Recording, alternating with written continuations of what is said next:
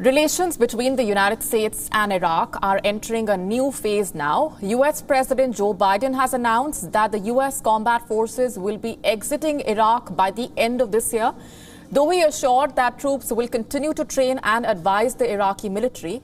The announcement comes after President Biden met with the Iraqi Prime Minister Mustafa al-Kadhimi at the White House.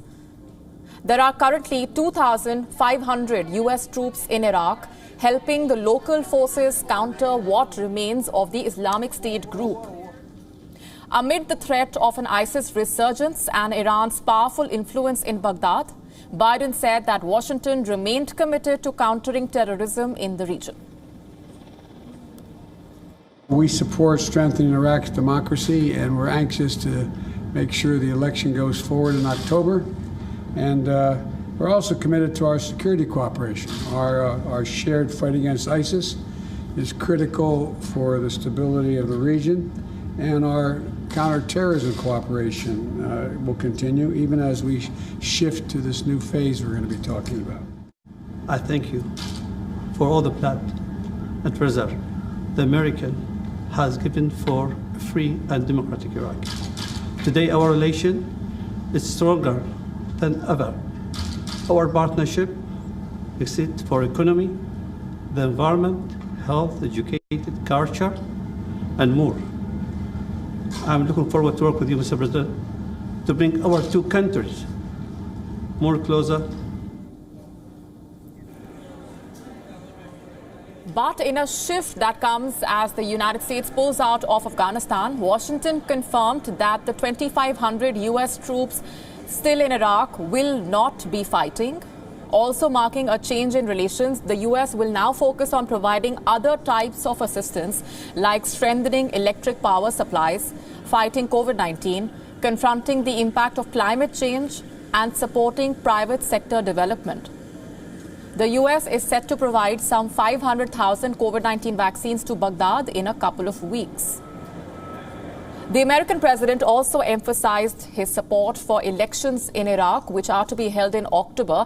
He added that Washington is working closely with Baghdad, the Gulf Cooperation Council, and the United Nations to ensure the elections are fair. It's a great honor to be here today with our American. We're looking forward to seeing an election in October. We're working very hard with the Iraqi government to make sure the UN and the GCC we have oversight that these are full and fair elections. I've been in contact with Kadhimi.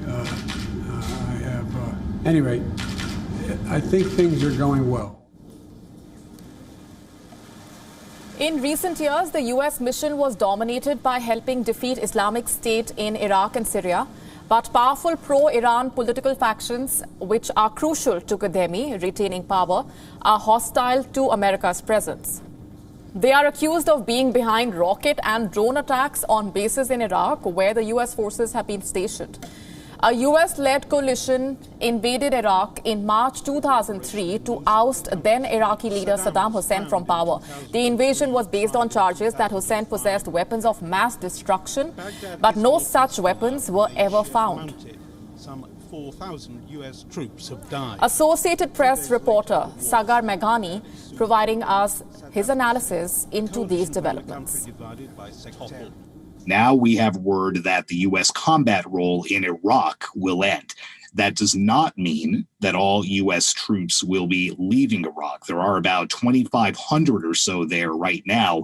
They will shift strictly to training and advising Iraqi forces. So it's unclear right now whether some of those troops will leave, whether a lot of them will leave, whether none of them will leave. We don't know that right now. So this is not the U.S. pullout from Iraq. This is the official end of combat operations and strictly moving to helping the Iraqis, whom Iraq's own prime minister says are ready to defend their own country at long last, helping them do what's necessary to take on Islamic State militants who still pose a threat in Baghdad and elsewhere. Looking at threats that, again, don't come from the Taliban in the mountains, come from Saddam Hussein's forces in the sands of Iraq, but looking to space, looking to cyber, looking at some of these 21st century threats and not what the U.S. has been focused on fighting for the last 18 and 20 years in Iraq and Afghanistan, respectively. WION now available in your country. Download the app now. Get all the news on the move.